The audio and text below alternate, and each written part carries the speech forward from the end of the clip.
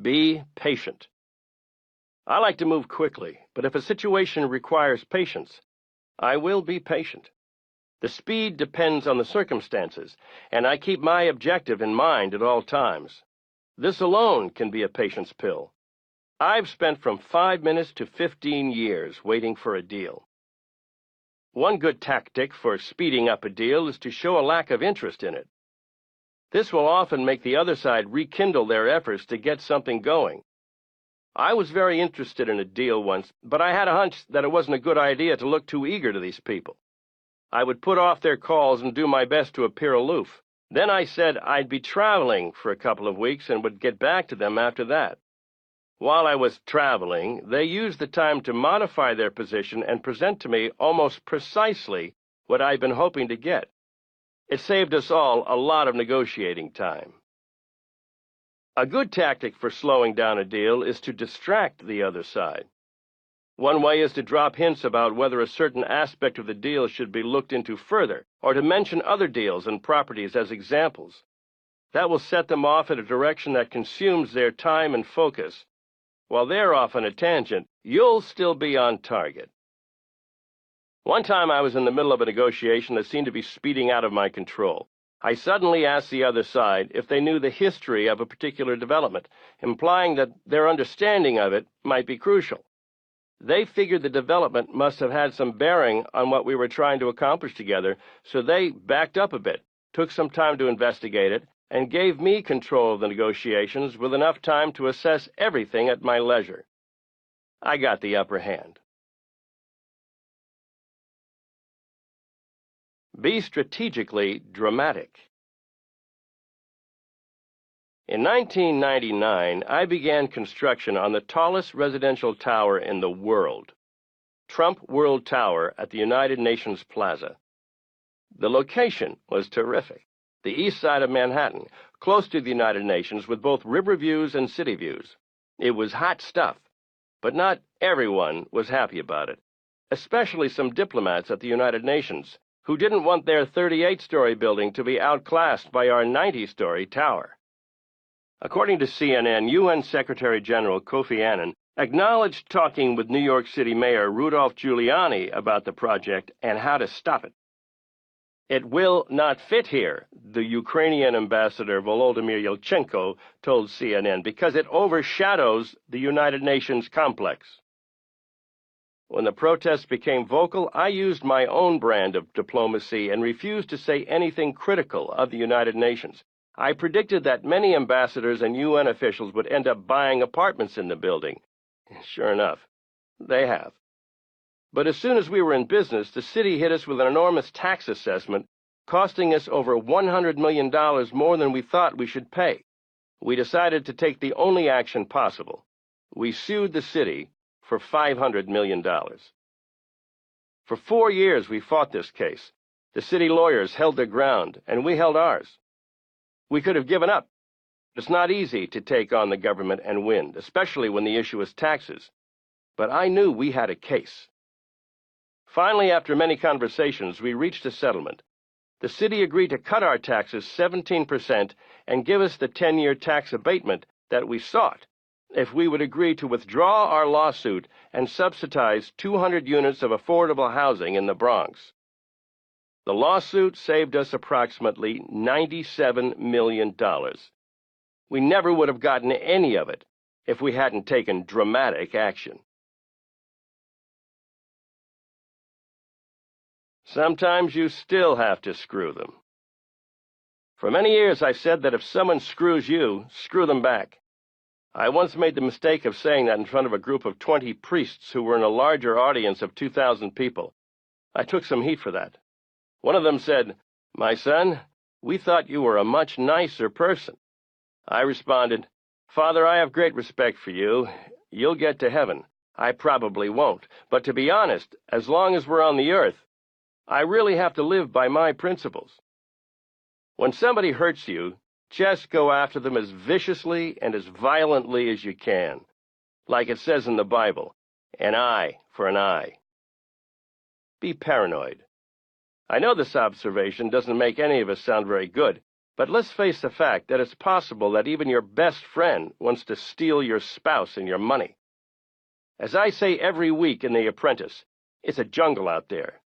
We're worse than lions. At least they do it for food. We do it for the thrill of the hunt. Recently, I've become a bit more mellow about retribution and paranoia. Although I still believe both are necessary, I now realize that vengeance can waste a lot of time better spent on new developments and deals, and even on building a better personal life. If you can easily dismiss a negative from your life, it's better to do so. Seeing creeps as a form of corruption that you're better off without is a great time-saving device. Still, sometimes you just gotta screw them back. For example, a while ago I agreed to invest a small amount in a new restaurant venture. I did this with the full expectation that I was throwing this money down the drain because most of these clubs are not successful. I liked the two young guys who approached me to invest and figured I'd give them a break. Plus, a good friend of mine had asked me to help them. When the restaurant opened, it was a smash hit. Crowds of people lined up to get in. Money was pouring in. It was incredible. About a year later, I realized that I hadn't received a single dollar from the owners, no repayment of my initial investment, and certainly no profit. I called two of the guys who got me into the deal and said, "Fellas, come on. I know success when I see it. You ought to pay back your investors." One of them said, "Oh, we're working so hard and the money just isn't coming in fast enough." My response, "Bullshit. I don't believe it. From my perspective, they seem to be living like kings."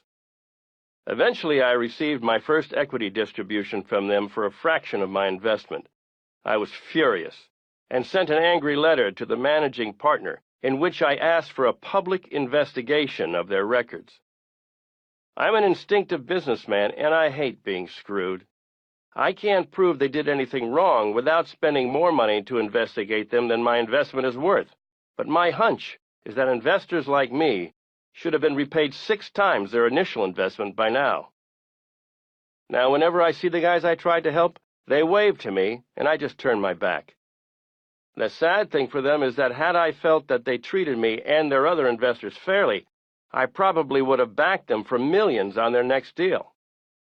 Maybe I'll sue them anyway, just to prove my point.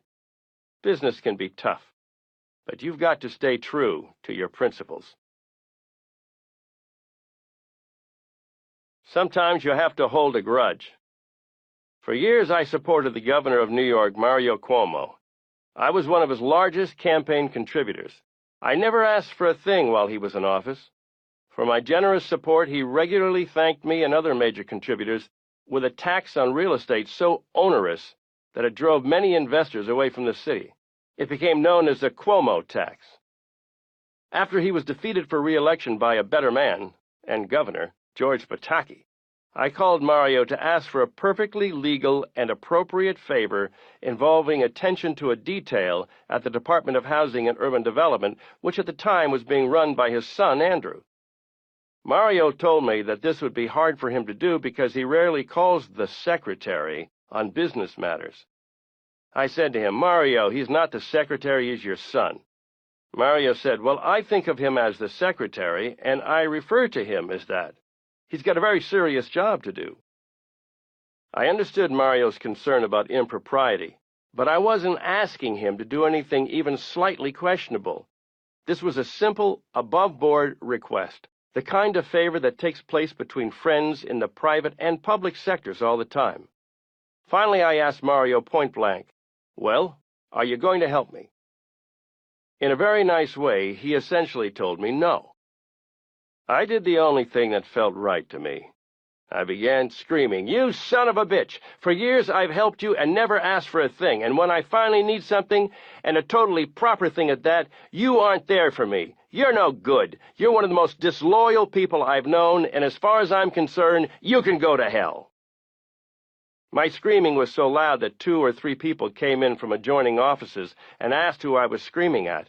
I told them it was Mario Cuomo, a total stiff, a lousy governor, and a disloyal former friend. Now whenever I see Mario at a dinner, I refuse to acknowledge him, talk to him, or even look at him. I will say this, however.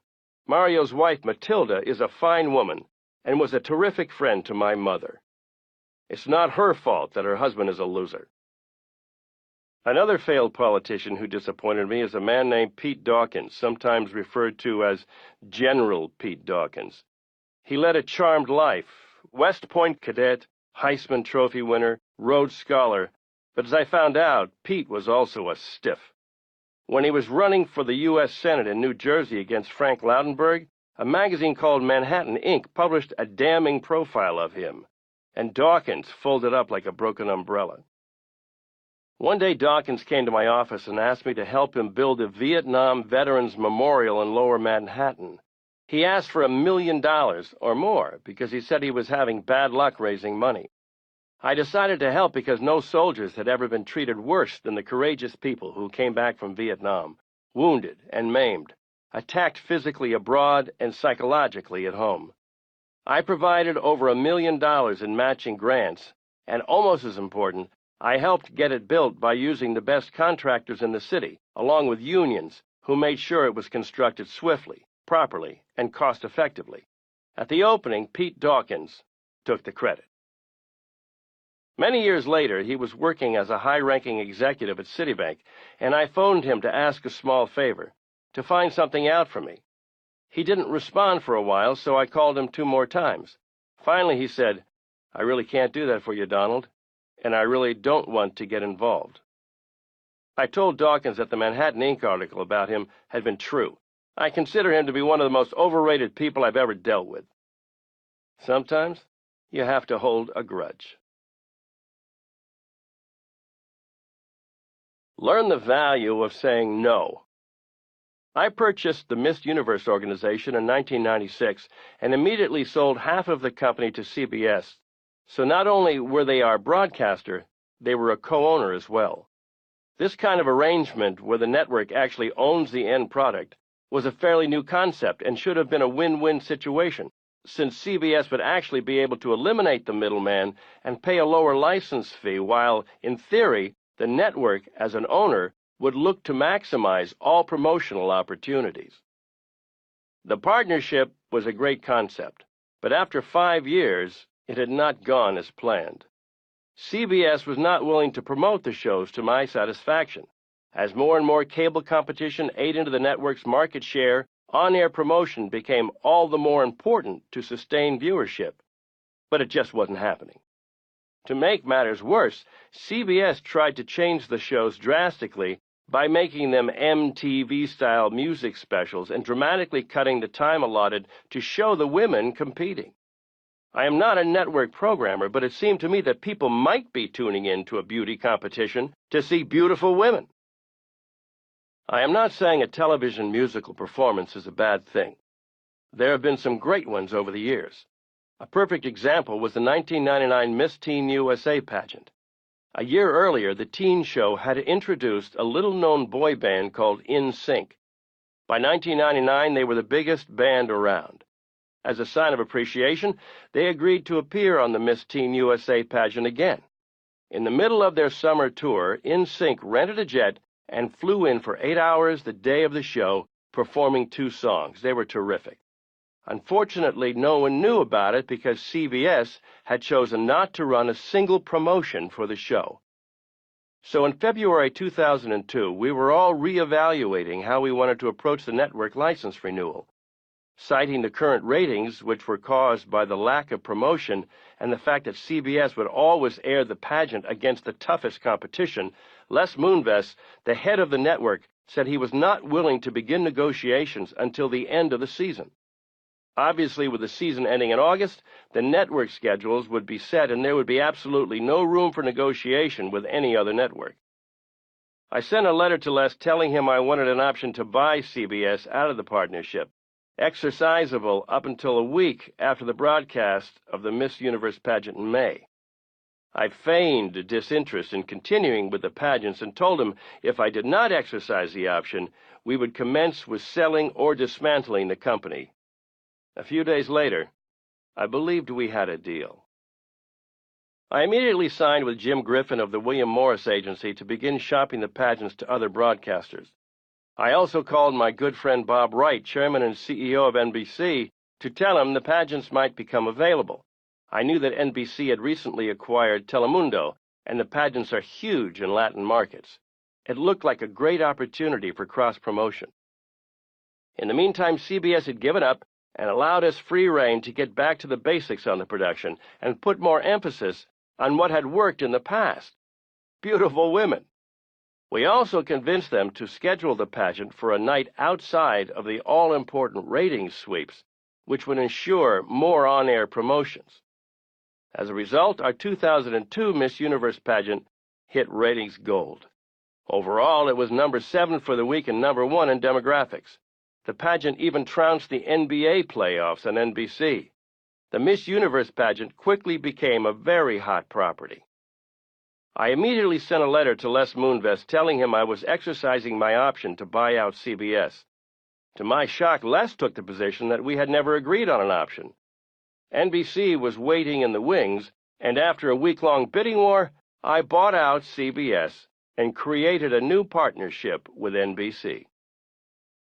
At the first meeting of the new board, I asked the Miss Universe staff to dust off some of the cross-promotional ideas they had pitched to CBS over the years. Within minutes, Jeff Gaspin of NBC approved the production of a Miss USA Fear Factor to lead into the Miss USA telecast. In addition, the Today Show agreed to do 5-minute live shots from each pageant location. The results were amazing. For years, the pageants had tried to get a plug on the third-rated CBS morning show and couldn't get as much as a return phone call. Now they were getting major promotion on the nation's #1 morning program and an internet tie-in through NBC.com. The Miss USA Fear Factor was the highest rated in the series, and the 2003 Miss USA and Miss Universe pageants received the highest rating since I had bought the company. Additionally, the Telemundo simulcast of the pageant was one of the highest-rated programs in the network's history. The cross-promotional concept I visualized in 1996 was finally realized in 2003, and it never would have happened if I hadn't been willing to walk away from CBS, say no, and pursue a better opportunity elsewhere. Part 5. The Trump Lifestyle. The art of the hair. Over the years, I've been criticized for the way I comb my hair, but never so much as since the opening show of The Apprentice.